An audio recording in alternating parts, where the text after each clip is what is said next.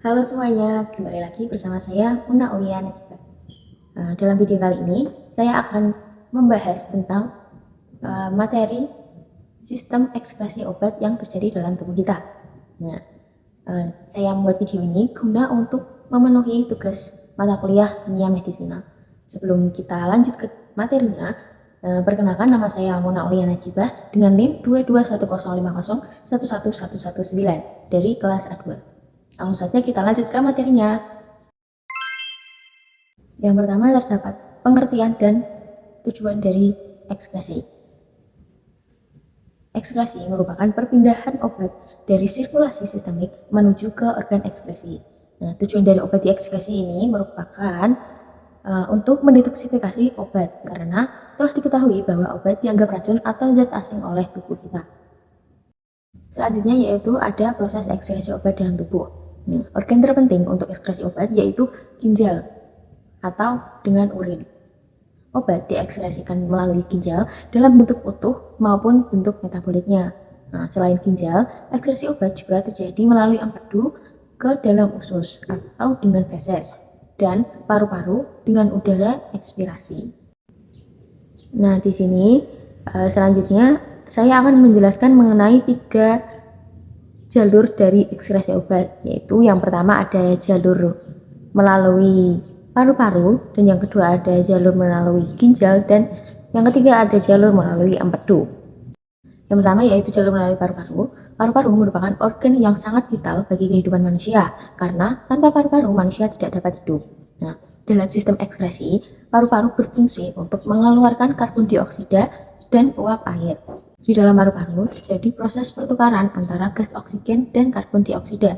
Setelah membebaskan oksigen, sel-sel darah merah menangkap karbon dioksida sebagai hasil metabolisme tubuh yang akan dibawa ke paru-paru. Di paru-paru, karbon dioksida dan uap air dilepaskan dan dikeluarkan dari paru-paru melalui hidung. Yang kedua yaitu ekskresi melalui ginjal. Ekskresi melalui ginjal melibatkan 3 proses, yaitu filtrasi glomerulus, sekresi aktif di tubulus proksimal, dan reabsorpsi pasif di sepanjang tubulus. Yang pertama ada filtrasi glomerulus. Filtrasi glomerulus menghasilkan ultrafiltrat, yaitu plasma minus protein atau semua obat bebas akan keluar dalam ultrafiltrasi, sedangkan yang terikat protein tetap tinggal dalam darah.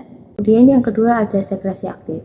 Sekresi aktif dari dalam darah ke lumen tubulus proksimal terjadi melalui transporter membran P-glicoprotein dan multidrug resistant protein yang terdapat di membran sel epitel dengan selektivitas berbeda, yaitu MRP untuk anion organik dan konjugasi, misalnya penisilin, probenesid, glukuronat, sulfat, dan konjugasi glutation, serta PGB untuk kation organik dan zat netral, misalnya quinidin, digoxin.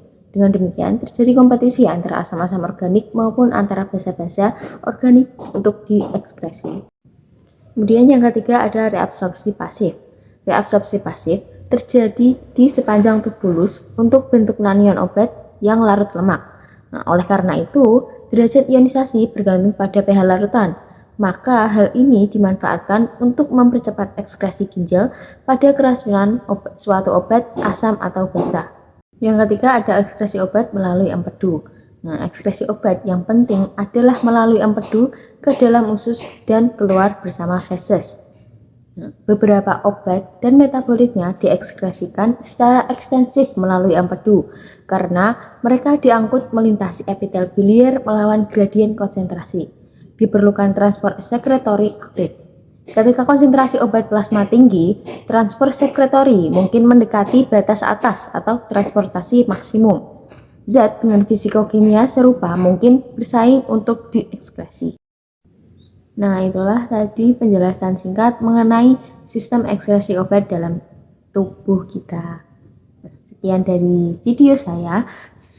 Terima kasih sudah menyaksikan. Jangan lupa like, comment, and subscribe.